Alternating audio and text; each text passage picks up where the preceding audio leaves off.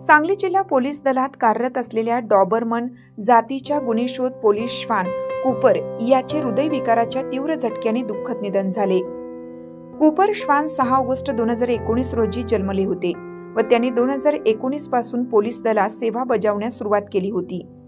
कूपरने पुणे येथील राज्य गुन्हे अन्वेषण विभागाच्या श्वान प्रशिक्षण केंद्रामध्ये 10 महिन्याचे प्रशिक्षण पूर्ण केल्यानंतर सांगली जिल्हा पोलीस दलात 2020 पासून गुन्हे शोधक श्वान म्हणून कार्यरत होते। कूपरने आपल्या सेवा कालात 364 घटनास्थळी भेट देऊन 13 गुन्हे उघडकीस आणण्यात मोलाचे सहकार्य केले।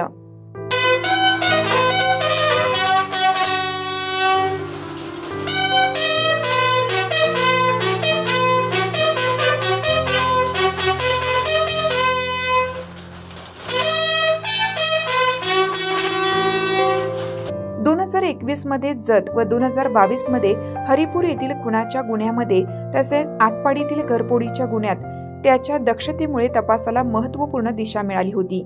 या गुन्ह्यातील आरोपींकडून 3.5 लाखाचा मुद्देमाल हस्तगत करण्यात आला। कूपरने केवळ पोलिसांना तपासात मदतच केली नाही तर आपल्या समर्पणामुळे अनेक गुन्ह्यांमध्ये न्याय मिळवून दिला। याच कार्याची दखल घेऊन तत्कालीन पालकमंत्री माननीय सुरेश खाडे व जिल्हा पोलीस अधीक्षकांकडून 2 वेळा सत्कार करण्यात आला होता। 7 जुलै 2025 रोजी कूपर याने अचानक जेवण करणे थांबवलं होतं। त्यानंतर त्याला तात्काळ मिरज येथील पशुवैद्यकीय रुग्णालयात दाखल करण्यात आलं। उपचार सुरू असतानाच त्याचे दुःखद निधन झाले। डॉक्टरांनी हृदयविकार हाच मृत्यूचं कारण असल्याचे स्पष्ट केलं आहे। पोलीस मुख्यालय सांगली येथे कूपर यास शासकीय इतमामात शोक संध्या व सशस्त्र सलामी देण्यात आली।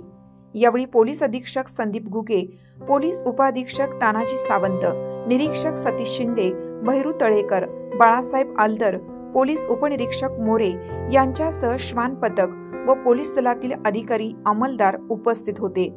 कूपर याच्या सेवेला सांगली पोलीस दलाची शतशः आदरांजली।